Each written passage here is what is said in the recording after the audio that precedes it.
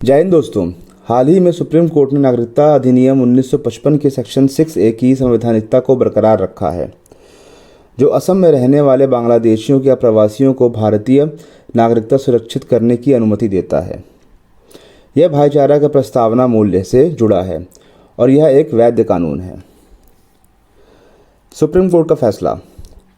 अदालत ने यह फैसला सुनाया कि सेक्शन 6A संविधान के आर्टिकल 6 और 7 का उल्लंघन नहीं करता है, जिसने पूर्वी और पश्चिमी पाकिस्तान के प्रवासियों को नागरिकता देने के लिए 26 जनवरी 1950 का कट ऑफ के रूप में निर्धारित किया था। असल में सेक्शन 6A बहुत बाद की तारीख में लागू हुआ था, इसीलिए पहले के संवैधानिक प्रावधानों से अलग है और अलग से संचालित होता है।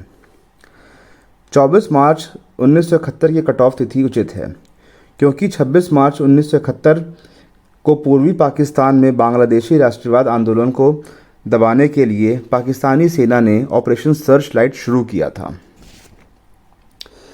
याचिकाकर्ता एनजीओ ने अदालत में तर्क दिया कि सेक्शन 6A ने अवैध अप्रवासियों को लाकर और इसकी जनसंख्याकी में बदलाव करके असम के लोग अपनी राजनीतिक, भाषाई और सांस्कृतिक पहचान को संरक्षित करने के अधिकार को खतरे में डाल दिए हैं।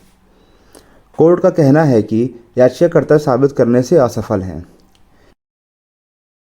आगे कोर्ट ने इस बात पर जोर दिया कि संवैधानिक और वैधानिक प्रावधान पहले से ही असम के सांस्कृतिक और भाषाई हितों की रक्षा करते हैं। Power of union.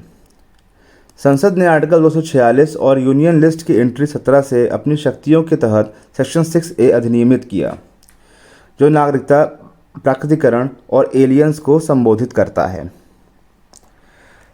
Assam special citizenship law article 14 का उल्लंघन नहीं करता है, क्योंकि असम की प्रवासी स्थिति शेष भारत से अलग है। आइए मुद्दे की बात को समझते हैं।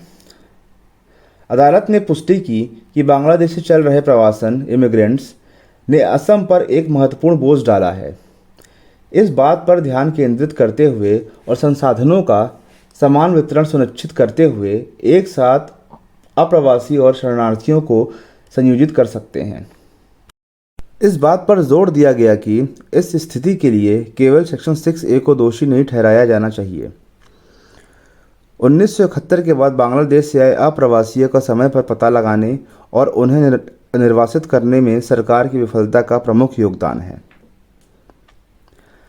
अदालत ने पाया कि असम में अवैध अप्रवासियों की पहचान के लिए जिम्मेदार मौजूदा तंत्र और न्यायाधिकरण अपर्याप्त है। ये प्रणालियाँ सेक्शन 6A और संबंधित कानून जैसे अप्रवासीय अधिनियम 1950 और विदेशी अधिनियम 1946 को समय पर लागू करने के लिए पर्याप्त नहीं है।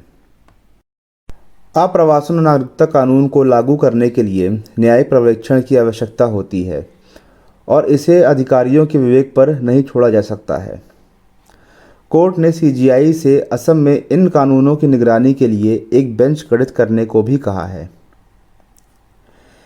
क्या है section 6 of citizenship amendment act 1985? Section 6A को 1985 के असम समझौते के बाद नागरिकता संशोधन अधिनियम सिटीजनशिप अमेंडमेंट एक्ट 1985 के हिस्से के रूप में अधिनियमित किया गया था। यह अधिनियम 1 जनवरी 1966 से पहले बांग्लादेश से असम में प्रवेश करने वाले अप्रवासियों को भारतीय नागरिकता प्रदान करता है, और यह नियम यह भी कहता है कि 1 जनवरी 1966 से 25 मार्च 1971 के बीच प्रवेश करने वालों को कुछ निर्धारित प्रक्रियाओं और शर्तों को पूरा करने के बाद नागरिकता प्रदान की जा सकती है। हालांकि यह सेक्शन 25 मार्च 1971 के बाद असम में आए अप्रवासियों को नागरिकता देने से इनकार करता है। असम अकॉर्ड। असम समझौता केंद्र सरकार, असम राज्य सरकार और असम आंदोलन के नेताओं के बीच त्रिपक्षीय समझौता था।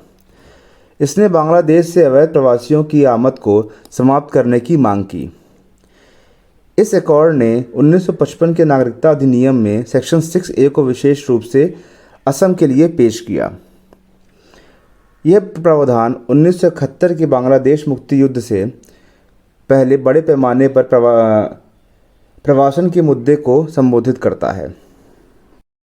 25 मार्च 1971 के बाद असम में आए विदेशियों को ढूंढकर निकालने और देश निर्वासित करने का आदेश देता है। Section 6A of citizenship amendment act यह दर्शाता है कि उस महत्वपूर्ण समय में असम को किस तरह की ऐतिहासिक और जनसंख्यांकी कठिनाइयों का सामना करना पड़ा था। धन्यवाद दोस्तों, जय हिंद।